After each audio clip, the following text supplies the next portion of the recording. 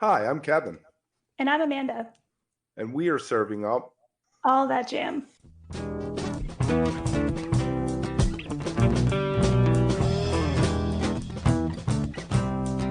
All That Jam, Quick Hit. Toni Brown. We're joined today by Toni Brown, best known as the guiding voice behind Relix magazine for over 20 years. And Toni is also a musician in her own right. Really excited to talk about that today. She's released 5 albums in addition to wearing a lot of different hats: promoter, event coordinator, producer, publicist along the way.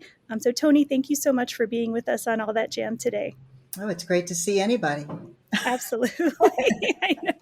So, we were just chatting a little bit before we hit record, and you're based in Florida. How's everything down your way right now? It's okay. Chilly. Just trying to weather the storm, so to speak, because when it's cold here, it's our houses aren't built like But it's a beautiful, beautiful experience to have some weather because it's very warm here mostly. Absolutely. So, Toni, I know that there's so many things we can chat about, and we're going to probably get to a lot of things today. But I think that maybe we'll start with the present and work backward. Maybe do something a little bit different. All right. I have been looking into the music that you make and everything that you do in that area.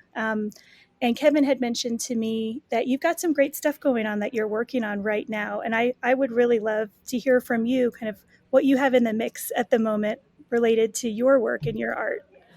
Well, when I recently, a few years ago, we got involved with a venue in the area called Graham Parsons Dairy Down. Had belonged to Graham Parsons at one time.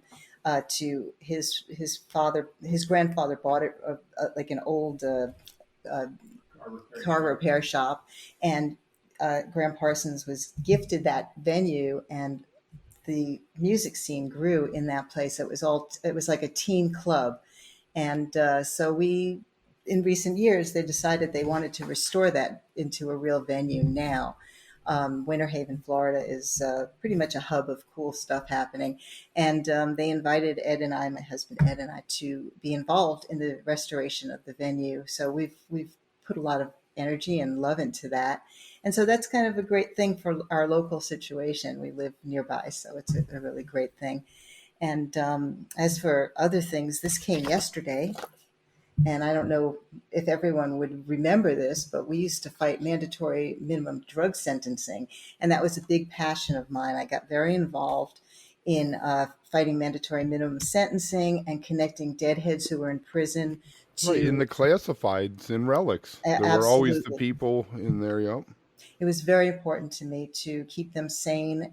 They were all on, everyone I spoke to was on some kind of unjust criminal sentence. And anyway, so this came in yesterday, and they wanted to legalize marijuana in Florida.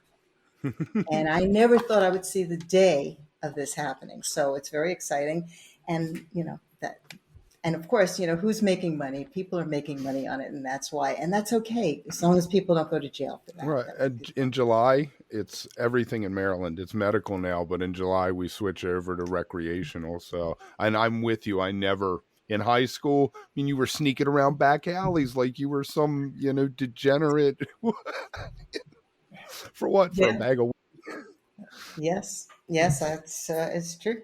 It's so crazy. But So you do have some music in the works still, or you got a studio in the house? You said. yes, my husband, of course, Ed, is an amazing sound engineer. He's just one of those people that picks things up and can make them happen. And we have a small studio, and it's growing because he's growing as an engineer. But yeah, we've done about 4 albums on that, 5 albums. And Ed's also been working with some of the local musicians, the songwriters, and trying to get them, you know, to evolve by, recording and sharing the music that he's getting them to lay down.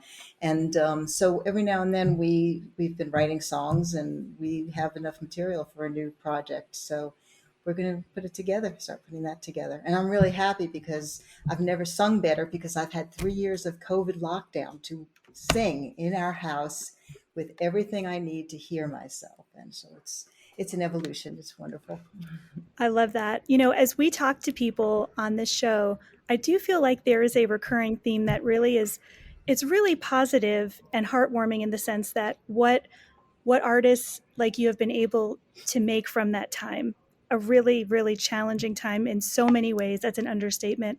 But being able to turn that into something beautiful in the ways that you can. So I love that. Oh yeah, I feel like this time has been time that we were forced to just sit down and think about what's in my heart. What do I want to do? I worked so many decades for other musicians, for Relix. Of course, I loved Relix. I loved doing it. It was really kind of a gift to me to fall into that situation. But it was also difficult. It was, I had to answer for a lot of things. People like Vanna White tried to sue us. I mean, because we had a cover that Vanna White was turning. It was a skeleton Vanna White, and so we put it on the cover, and it was a drawing, a painting, and sure enough, she came after us. So we said, okay, if you bring it on, because we knew that she wouldn't want to be seen as an emaciated skeleton, So, Right. so anyway, we said, all right, sue us. And they said, all right, never mind. So we had a lot of things like that happen over the years. And, just it's all a blur, but I have thought about writing a book and I've been approached to write another book. I have my book that's out. It's called Relix, the book. And it's a beautiful book. I'm sure anywhere I open is it's falling apart because it's my copy, but it's got pictures and articles and stories, and it just some of my favorite stuff from Relics. All the covers that were that Nice. basic during my time are in this book. But it came out, and Ed did all the layout of the book, and it's a fantastic thing. But we wound up fighting a sand mine and never got to really promote the book. And also, everything fell apart. It was like one of these moments where the entire music industry fell apart. And so the publishers went out of business right after the book came out. So I think they're up and running again. We're going to try to reissue the book, but I have so much for another book. Just this is all the best of Relics and some of my stories and things in there. But there's so much to say. And So, what would the working title of this book be? I don't know. We'd have to sort through all the other books and not use the same title. So it was easy to use Relics of the Book, The Grateful Dead Experience, but now we're going to have to actually think about a title. So that, okay, I'd get to work. I've always said that if I wrote an autobiography, I would call it Doritos for Breakfast, because people would pick the book up just because of the title, even if my life was boring. Okay, I would rather it be Cheetos because that's my preference. But okay. Relics, is this true? I read that it's the second longest continuously published music magazine in the United States after Rolling Stone. Was Relics before Rolling Stone? Okay, we were right after. We came out literally within a year of Rolling Stone. So yes, that is true. Can you go through that? Because it was basically tapers, right? It was a couple guys who were just trying to connect tapers to start Well, with. I'll just say their names. It was Les Capel and Jerry Moore. They were, and I'm just going to say it. I don't know if I can say it. Say it. Assholes that just wanted to take the music home with them. The Grateful Dead did not like people taking the music home with them, and they just got grief all the time. And I understand that part of it. But the Grateful Dead were not happy. They never were. They never really accepted Les, who was the person who really was the person starting Relics. And he, we met, and he brought me in, and I just took it over because people didn't really want to work with him because Les is a very, very aggressive businessman. He's a very good businessman, and he was very good for that. And he created a lot of momentum, merchandising for Bill Graham. He's done a lot, But when it came down to it, I was the magazine and the soft person and the place to land. And I worked with all the musicians, and I also was the publicist for everything. So I really was the spokesperson and the person behind Relix magazine, and I'm proud of that. So There's got to be a lot of trust, I would imagine, just thinking of those relationships, especially, at that point where this is something that's still a new concept. Today, I think, would be maybe a different situation. But how did you get to that place where you were that spot to land, like you said, or was that something you already had? I came to the game with it. I'm Yeah. I'm just one of I'm exactly that person that I would want to be. I'm soft spoken and I care, and I really really love the music. I love people, and I'm a musician. I started playing music professionally at 16, and right as soon as I started sort of getting out playing in and that was in the Bronx, New York, and I would just it was casual, but Janis Joplin and Grace Slick were people that were, they helped bring the women vibe to being able to play music. Because let's face it, they wanted me to sing backup. They'd let me sing, you know, Grace's songs, but I had to step up a little bit to become my own.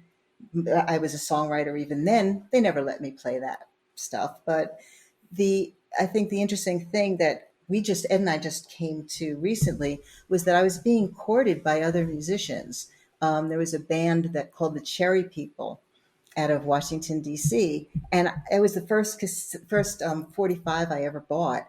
And somehow these guys heard about me and they came to see me, and I thought this can't be real. And then Tom Fogerty came along, and I said the same thing. And now we were talking just a few weeks ago, and I realized this really happened. And it happened because they were courting women musicians, and people knew me. I was out performing at 16. So, sure, why not? Let's get this little 16-year-old girl in here, and she's going to be 17. That's going to be really cool. But anyway, so that's kind of where I started. And I just always felt akin to the music. I always wanted to put on a show, even when I was little. I was just like, whenever family would come over, I'd be putting on a show. So Can you talk a little about your genesis as a songwriter, since you mentioned you've been writing songs since you were younger? I actually still have the first notebook of all the songs that are in there that I wrote. And they were often about things like the streets of Laredo and these really old songs. But they were also so I'll try to call some of those songs were very familiar to me, in that the New Riders were doing music like that. So I had met the New Riders, and I started to spend a lot of time with them. So I'd get to sing with them. In fact, I got to tour with them. We went to Japan together. We did. So, it just, everything just happened. And then when Relix came along, it really helped me settle into such a broad world of, meeting musicians. Merle Saunders worked with me. Robert Hunter was my mentor. He gave me a guitar that had belonged to Jerry, and that was an amazing thing. So, so we had just so many things that just were really, really important to me as a musician to grow. Anyway, so Merle Saunders helped produce me, and other things were happening, and just I don't know. I worked with Vince Welnick. So many things. I make notes and I write them down, and then I don't really. It's just so much. So that's why I think I need to write a book, just so that I can remember what's Get it happened. all lined up. I Yeah. met Vince Welnick once at the what's the thing you did at the Poconos Oh, years ago? The Big Boulder gathering on the Yeah, mountains. Those were yeah. awesome. Oh, I met Vince Welnick, and we had made shirts that said "Missing Man Formation" and it had planes in a missing man formation. And I gave him one, and he was so humble. He was like so thankful that somebody went to the trouble. And I was like, dude, we have the press in the basement. he was I a played it nice off. man. He Yeah. was great. He was He so. was a nice man, and that's the thing. The Grateful Dead could be a little bit difficult to work Harsh. with sometime, a little Yeah. bit. I was kind of lucky. I I made the choice to sort of stay out of the fray, so to speak. But I saw musicians come and go, and just in the whole spectrum of everything. But I really, there's so many things. Like I said, there's so many things to say, but what do you say? What can I not say? What shouldn't I say? Well, you can say anything you want to us. Okay. And then get in trouble later. Okay. That's down the road. Burn the Yeah. bridge after you're across it. Um, all right, well, let's let you mentioned a bunch of bands. You did the record label. Can you talk about how that came about? Because Hot Tuna, Matt Kelly, Savoy Brown, all these older bands I learned about, and then you had the Zero and Living Earth, Solar Circus, Max Creek. No, I mean, you've how done your did that homework. happen? Oh, You've done well, your I homework. bought them. I had a subscription to Relics in 1985, Thank you. 86, 87. Yeah, it was my lifeline. It was my way into culture from suburban America. Yeah, well, yeah, there were just I Robert Hunter came out with an album. Um, it was his first release. It was not Tales of the Great Rum Runners. Tiger Rose? Tiger Rose, thank you. It was Tiger Rose, and he had released it in England, and of course wasn't getting anywhere with that because England it just wasn't involved in that way in that moment. But he Robert Hunter called us up and said, "Hey, I want to release this album in the States, and I want you guys to put it out." And Les Capel and I were like thrilled with that idea because we had already been thinking about starting a record label because, again, not only was I a musician, but we were working with musicians, and it just seemed like a good fit. So we did that. We released that, and then I think it was Flight of the Marie Helena, or there was just a number of them. I don't know the sequencing of them, but Alive in 85 is Alive in probably one of my '85. favorite albums of all time just because Hunter's talking and it's just, It's, him it's playing. really awesome, isn't it? I know. Yeah, he was quite the mentor to me. The guitar that he gave me meant a lot, and it just bolstered my confidence. And he talked a lot to me about songwriting, and he was just very generous with his time and his energy with me. So I appreciated that a lot. It's really special. And losing him was just too soon for me. And I actually wrote a song. I didn't realize I wrote it, but I must have written it right in the early times of COVID. And this song it's called Tidal Wave, and I found it on my nightstand, and I didn't remember writing it, and I thought, this is very Hunter. Did he write it? And he didn't. I wrote it, but it it spoke to me in some dream, and it's now a song. So I wanted that to be on our new project because it's important to me to take those inspirations that come in the night, when you're really not looking for an idea, to cherish that and work with it. So we'll see how it goes. But yeah, I have his Relics cover here. I was very happy that they did a Hunter Yeah. cover issue of Relics. But yeah, I'm not really in touch with new folks because I just don't feel connected to them, and I needed space. It bothers me that I don't still have Relics in so many ways, but it was time to pass it on. And it was getting to be really a lot of work, and we needed staff, and we didn't really have staff. There was just like a small group of us just working day and night, and I was out playing music and doing publicity for musicians. I did publicity. I was starting to make a list for the Grateful Dead. For the Grateful Dead named me one of their most influential women, by the way, and that was a really important moment for me. And so the Allman Brothers, I worked with them, and of course Hot Tuna. I was very much their publicist, and I was also their backstage bouncer. So that was interesting, and but a lot of people hated me for that. I was like the only chick there, Yeah, and I would. Yorma and Tuna had quite a few albums on your label. The They Yorma did. Christmas album, we still Yeah, have that floating around somewhere. I love that album. We didn't play it this Christmas, but we forgot. That's all. Just But I got a phone call once from Chesley Milliken, who is just this amazing. He had worked with the Grateful Dead, and he said, "Listen, I have this artist, and I really need you to work with him. I think that you could do great for him." And I said, "Sure." Stevie Ray Vaughan. So I became his publicist, and I was his publicist for like a minute, because he just took off. I didn't have to do much, but I did get to, spend time with him and get to know him, and Lost Too Soon. And of course, the New Riders and David Nelson Band. I toured with them and performed with them a lot. And Kingfish performed with them. And Flying Burrito Brothers, I met them before Relix days. And that meant a lot to me because I was a big fan. And they were so generous in the friendship. And, I spent a lot of time backstage keeping things sane. It seemed to be something I could do. I could calm people down and keep them from You getting into you too gave a much. lot of those bands another life, though. Put them back on.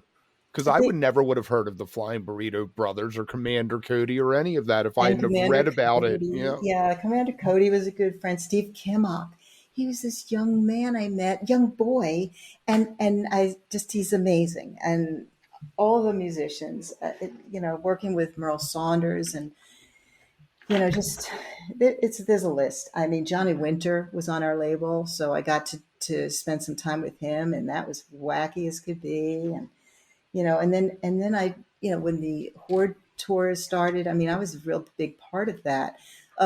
Even the Big Boulder shows, nobody really knew how to put on a festival, but neither did we. But we just took it on, and we just started promoting festivals because we could. We just had all the connections in place, and the venues wanted that. So that worked out really good with just being able to bring so many bands together under one heading, and be part of it, just to be able to hear the music and get to know the musicians a little better. And I had a good relationship with everyone, which was not always easy. So just calm and smile. Well, I think I can definitely relate on a couple of different levels to what you're saying about being the only woman in the room. Kevin, no offense. I know, this is something, though, that happens even today. But going back, 15, 20 years, some experiences that I had kind of within the music community, that's definitely something that I think, you're aware of. And so your work and being in the room or backstage for so many of those moments, I think has really helped in general to just make it a place that, we can be. And not only is it all right for us to be there, we should be there because, Absolutely. to We're your part of point, it. we bring so many aspects and personality traits, right, to that work. One thing I've always been really curious about, and I kind of have my own opinion on this, but seeing so much of the back end of the industry, I mean, really being there, did that ever change your opinion of the music itself or your love for it in any way? It doesn't seem like it, but I was just curious about that. I had a lot of tears shed. Mm-hmm. I was abused a lot. I was physically abused. And to this day, I work very intensely on Facebook to mentor women who have on the losing end of narcissistic abuse at the hands of men. I see women who go to, and young women too, especially go to concerts, festivals, whatever, and I see their conversations, and it appalls me at what they have to put up with. Because for me, I was one of very few women in the scene, and now it's flooded.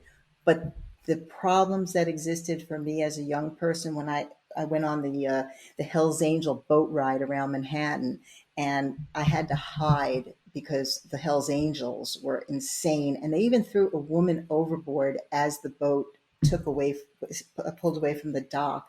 And you're talking about in the Hudson River. They threw her into the Hudson River, and I'm like, and here's Jerry Garcia playing, and Donna Jean's there, and I think Merle was there. It was a beautiful event, but I was scared to death. And there were concerts in my early years where I went and I just basically hid in the back, because there weren't a lot of women around, even just to see the shows.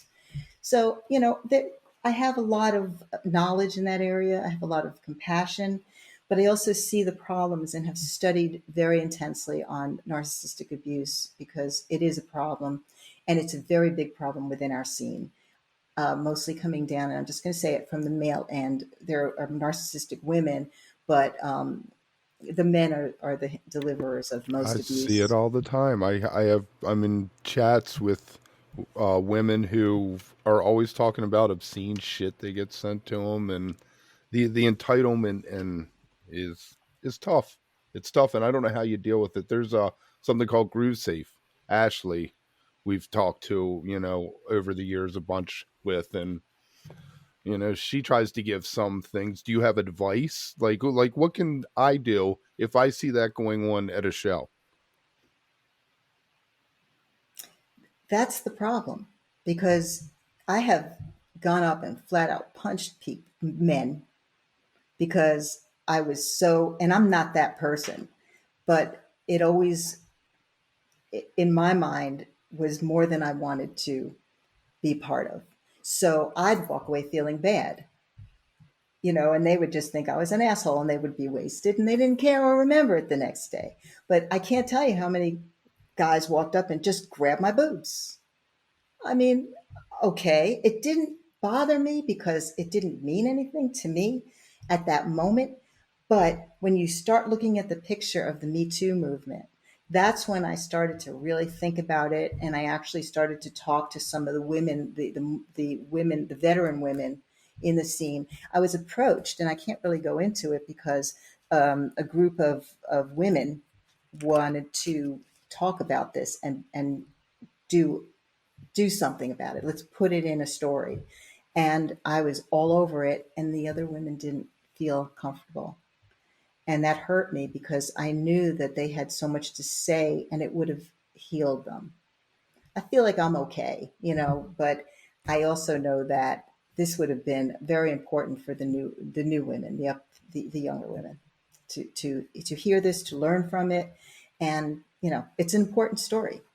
So, and here it is. I'm sharing it a little bit here. That's good. That's the only way. That If is. you don't bring things out into the light of day, they aren't ever going to change. Yeah, well, I've always felt like I wanted to, hand things forward always, and that's why I still think about writing another book. I think I have a lot more to talk about that I didn't cover in the Relix book, but there's so much. I've done a lot, and when I started to sit down to think about the interview, I started to feel like I had this flip book going on in my head. So, there's a lot more in my head than I even realized most of the time. I mean, when you talk about all the bands that came through under Relics, that was like Fish, Blues Traveler, Widespread Panic, Dark Star Orchestra, String Cheese Incident, Dave Matthews, Moe, Colonel Bruce, Disco Biscuits. I could keep going on. That I'm fish just cover, saying, the fish cover really gave them a boost. Not long after that, they were all theaters, no more bars. yeah. Hmm. Yeah, and festivals. I mean, there just weren't big festivals like that, but we loved. That was the one thing Relics loved bring. I loved bringing people together. So anytime there was like an opportunity, if a musician wanted to do a show, we'd find a show for them and grow it, and just so many things.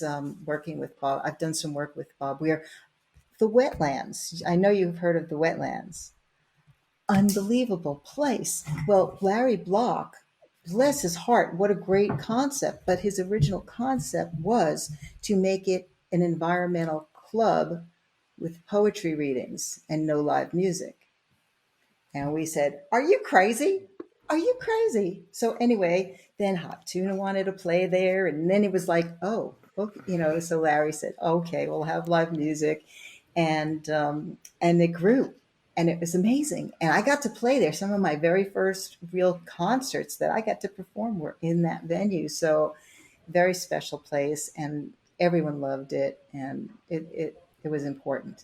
And they wanted to actually just have where they would just read poetry and just talk about the environment. And I said, all these musicians need places to play, and it was awesome. Miss it. Oh gosh, Miss yeah. it. So I grew up in New Jersey, and I would say for probably the last 6, 7 years before the wetlands closed, that was like a second home.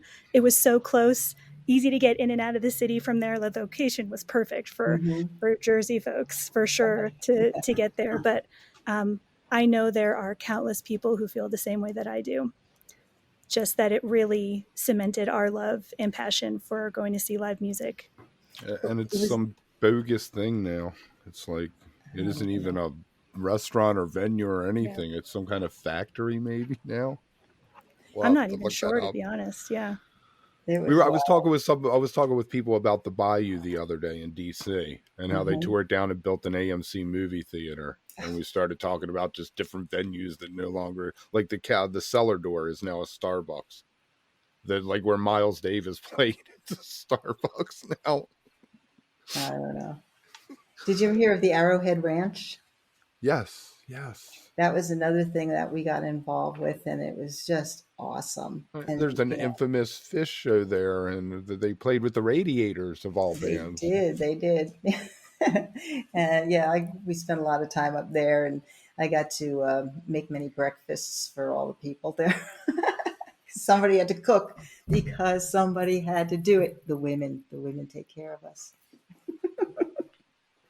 But yeah, that was a wonderful place. I know they're doing a reno of that, and they're trying to reopen that, or they have, but I'm not sure the details on that. It's So tough. It's got to be so hard to do festivals, just the logistics and the money and the insurance. I mean, we've seen a couple festivals go sideways the past few years, you know? It's got to yeah, be just crazy just to even go through that. I can't imagine what you go through. I guess you have to have a good team, huh?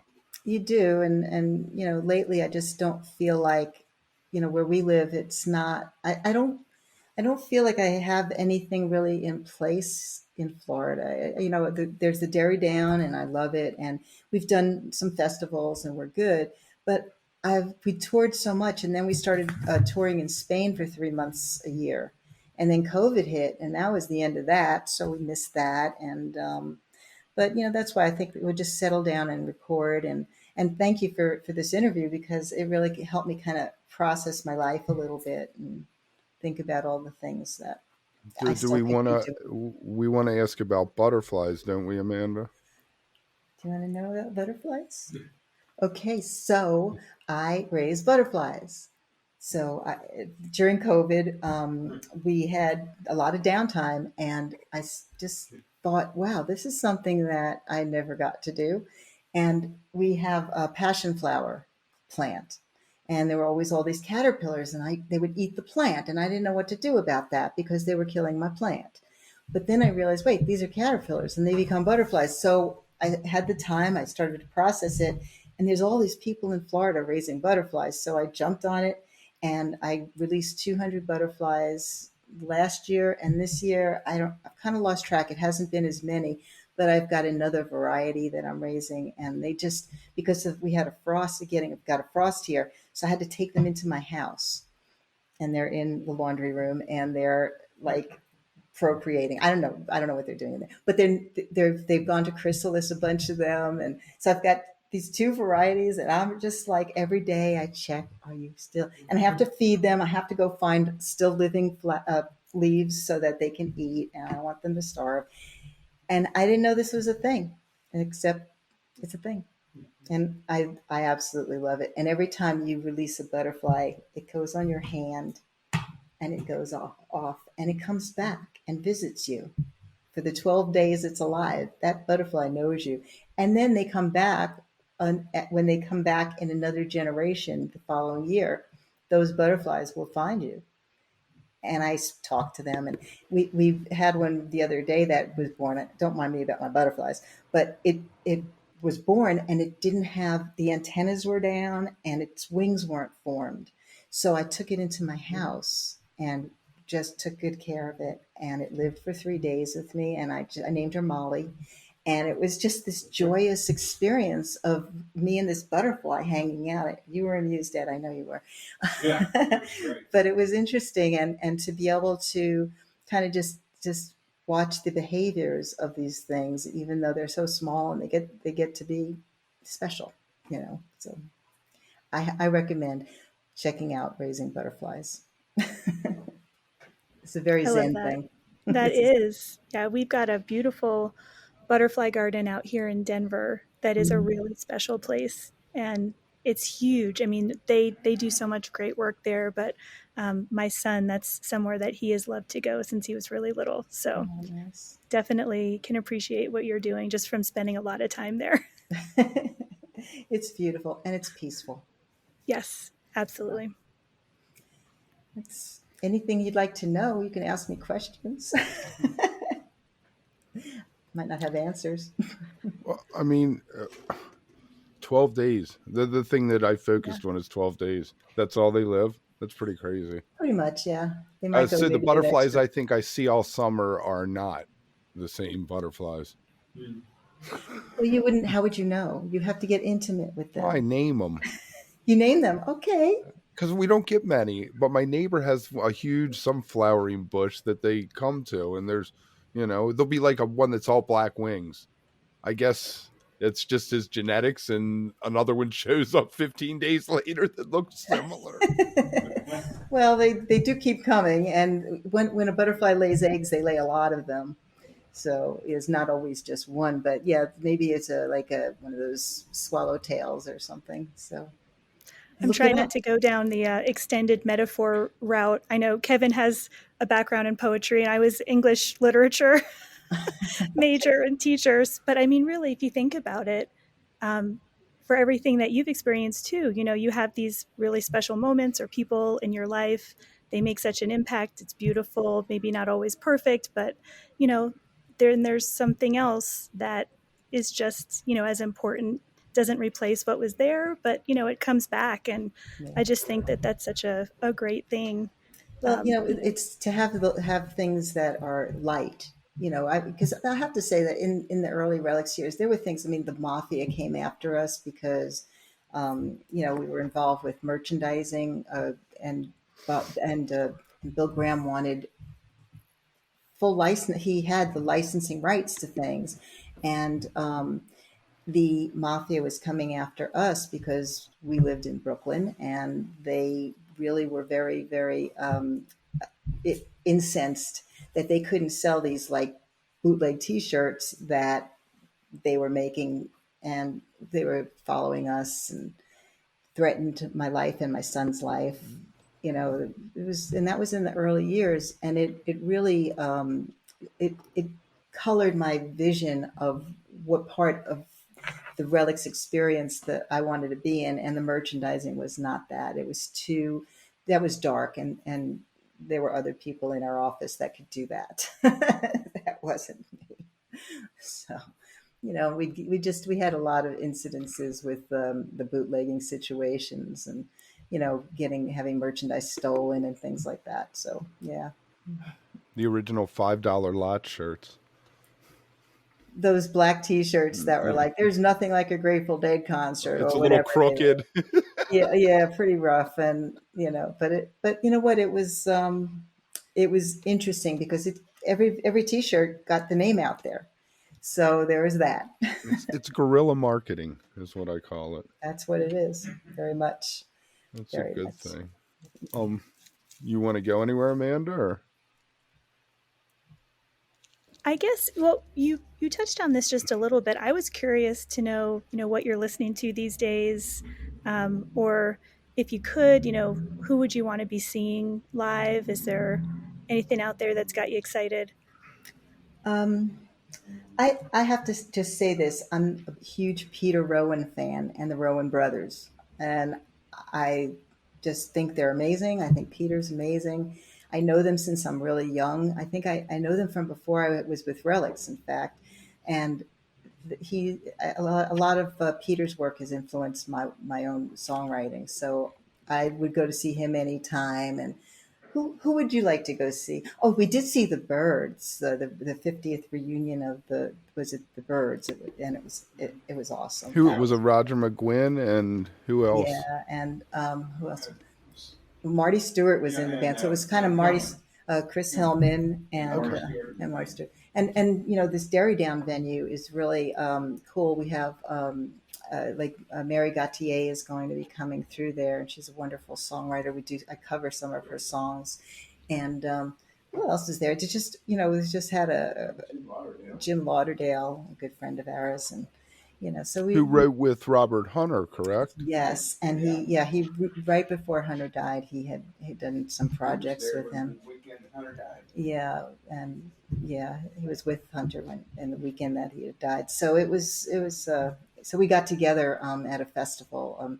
We do a Graham Parsons festival in Waycross, Georgia, put on by it's Dave Griffin, and what is the no, the name of the festival is the Graham Parsons Guitar Pull and Tribute Festival, and we do that. We go there every year and play, and it's really great because we get to play more acoustic music and just Do you have cover any like-minded of his songs?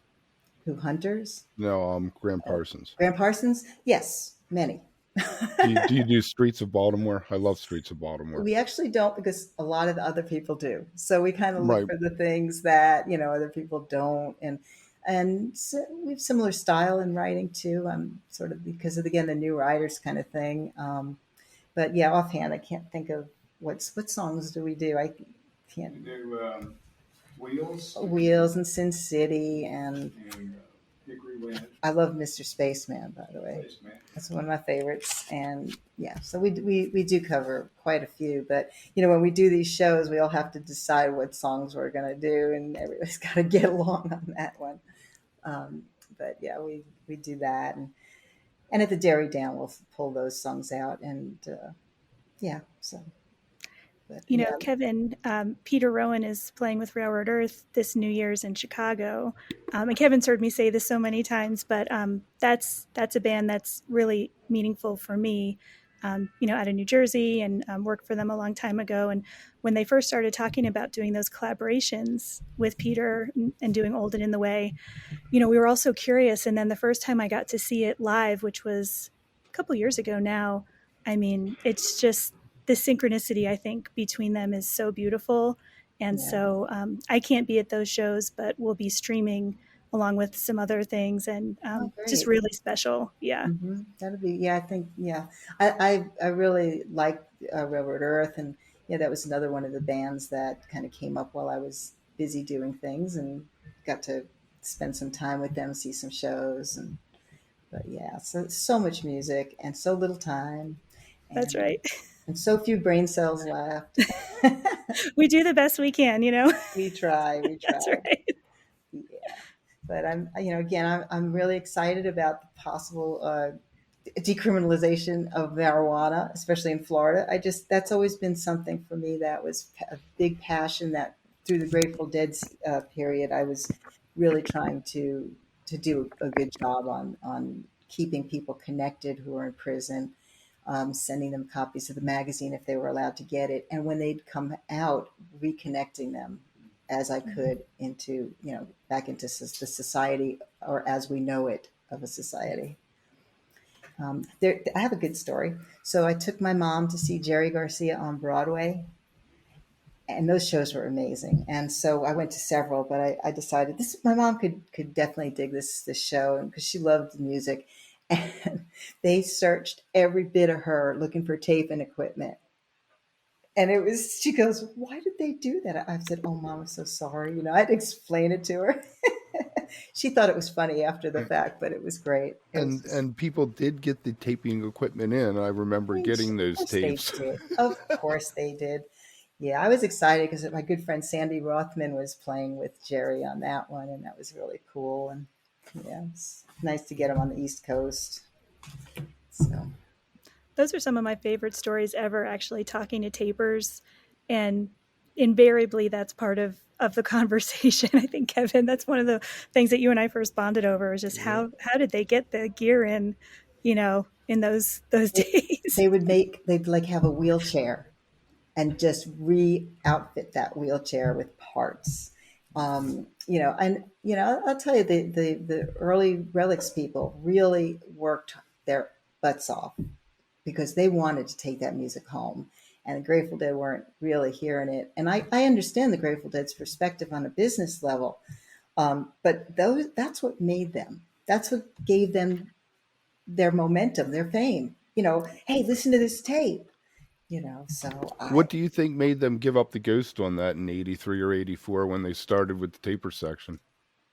um, it was too much fighting and this is exactly why the Deadheads would be fighting over, you're in my space, you're talking and you're messing up my tape and blah blah blah. So there was actual violence happening as a result of it. So the Grateful Dead said, all right, let's make a taper section. They need to be verified in that area, and it made sense. And I think it was a really good move because it Brilliant. it definitely quelled the problems that were existing. There were still plenty of problems, mostly guys grabbing girls' boobs, but but there were many things. I see. Yes, and When it took hiatus. okay, so remember the Grateful Dead took a hiatus? Those tapes kept fans listening to the music. There was no break. You know what I'm saying? And Mm. those tapes were so important to everyone, including the Grateful Dead, because it kept the vibe alive. It got more people involved, interested. They came back with a bigger fan base than They they sure left did. with. They sure did. So it was magical. It And, still and the is. hiatus has worked wonders for others like Fish. When Fish came back, it was to a huge fanfare and people who had spent years listening to him and never saw him. That's Now, true. now Twiddle is doing it, so we'll see how that works for I them. know, seeing that, and it's really interesting. I saw a good comment from Widespread Panic just the other day, and I mean, just all these bands that really had so much going on, after they broke in. It always took that time. The Disco Biscuits, that's a band that I personally, it was always a little bit too strange for me. So maybe I say strange, but I say not that they're strange, but I knew them and I liked them and I supported them because even if I didn't necessarily connect to every song they played, I got where they were going and what they were about and what they wanted to get to with the music because I got to know them and that really helped. It was really nice to be able to meet all these musicians and understand them so that I could make sure to include them as Relix evolved or whatever. But I just want to give a shout out to a couple of people that were instrumental. There was one of my reviewers was Mick Skidmore. He was from England and he was living in the States, and he was such an audiophile. He just, I would send him literally a big box of, first it was albums and then it was CDs, cassettes and CDs every 2 months. And he would have his own stash and he would listen to everything and review everything. And Jeff Tamarkin is an amazing writer. He writes for, Rolling Stone. He writes for all the majors now, but he was the editor of Relix when I stepped in and I allowed him to step out. And he is a great writer, a great reviewer, and just the best person that I ever could think of to work with. And I was really lucky to just find some of these great people. Phyllis Antonello, she was my assistant, and it was just amazing to have a woman be there. And I couldn't go to all of the Widespread Panic shows, unfortunately, because I was busy. And so I would send her to every show and down in the big shows they did down in Atlanta. And Phyllis would love it, and I would love it because I would get a good review from her, and just so it was really a lot of fun, and I did a lot. And I sometimes when I sit down like now, and I just wait, there's so much more. But I'm just really happy that anybody's asking about it because it's a lot to say, and mostly I don't think about it much. Just when I get to talk about it, it's special. No, I feel like I've connected with part of my youth, part of who I am. I mean, you know, there's for lack of less hyperbole, Relix was a vehicle by which to understand life for me when I was 14, 15 years old. So thank you for that. Really. Well, the long, strange trip continues, so stay on the path and keep it going. All right. And there it is. All right. Well, we're going to wrap this up. Thank you so much again for coming, Amanda. You got anything to close us out? Just want to say thank you so much for not only everything you've done, but everything you continue to do for the scene, you know, for all of us. Thank Very, you. very, very Thank you. special. Thank you. And I love what I do. And I love Ed for what he does for me too. And thank you guys for, your interest in what We're this going to whole. keep our eye out for that new project. Okay, we'll be working on it. I'll keep in touch, okay? If you are enjoying All That Jam, please like and subscribe to our social media channels at All That Jam Pod on Twitter, Instagram, and Facebook, or visit our website, allthatjampod.com. Make sure to sign up for our email list and tune in every week for new episodes. Also, look for full interviews on our YouTube channel. And remember, stay beautiful, but don't stay underground too long.